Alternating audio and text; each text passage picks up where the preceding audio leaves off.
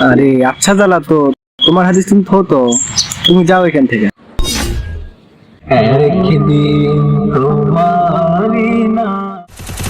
এই ছেলে জিহাদ, সে সব সময় গেম খেলা এবং বন্ধুদের সাথে আড্ডা দেওয়া নিয়ে ব্যস্ত থাকতো, কিন্তু তার পরিবারের সকলেই নামাজি ছিল।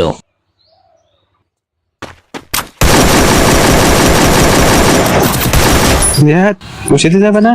ইনি জিহাদের বড় ভাই, 5 ওয়াক্তই মসজিদে গিয়ে নামাজ পড়েন। তুমি যাও, আমি একটু পরে যাবো। বুঝবি কিছুদিন পর বুঝবি। হুজুর সাল্লাল্লাহু বলেছেন যে একাধারে বিনা ওজরে 3 জুমআ কাজা করে সে মুসলমান থেকে খারিজ হয়ে যায়। আরে আচ্ছা জ্বালা তো, তোমার হাদিস তুমি থো তো, তুমি যাও এখান থেকে।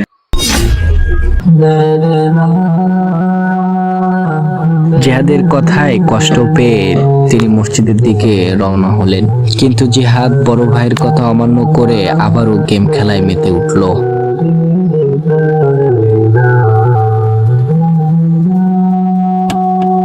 আল্লাহ, আমার ভাই বুঝতে পারে নাই। আল্লাহ, আমার ভাইকে মাফ করে দাও, আমার ভাইকে হেদায়েত দিয়ে দাও।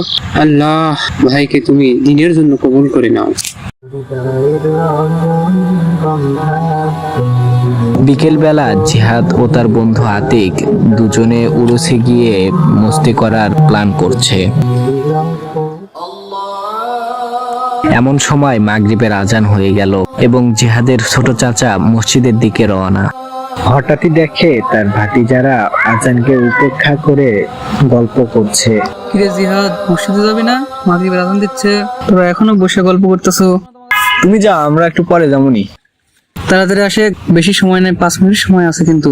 জিহাদের কথা শুনে তার চাচা মসজিদের দিকে চলে গেল, কিন্তু তারা আবারও গল্পে মেতে উঠলো, নামাজ পড়তে গেল না।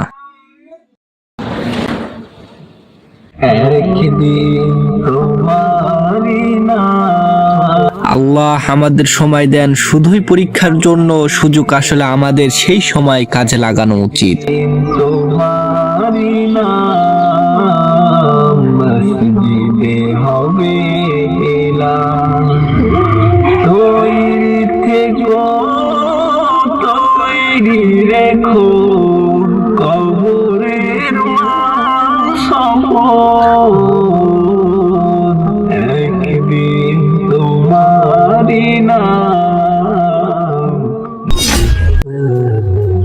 আল্লাহ, আজ যদি আমার জীবনে শেষ দিন হতো, আমার জীবনে কি আমি কখনো নামাজ পড়েছি?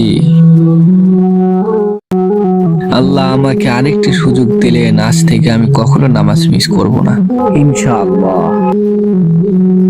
নবী সাল্লাল্লাহু আলাইহি ওয়াসাল্লাম হাদিসের মধ্যে বলেছেন, লা দীনা লিমান লা সালাতা লাহু, যার কাছে নামাজ নাই তার কাছে দিন নাই। মান তারাকা সালাতাম মুতাআম্মিদান লাকাদ কাফারা, যে নিজ ইচ্ছায় নামাজ ছেড়ে দিল সে কাফের হয়ে গেল। নামাজ আমাদের দায়িত্ব, শান্তি এবং সফলতার চাবিকাঠি, নামাজ কায়েম করুন।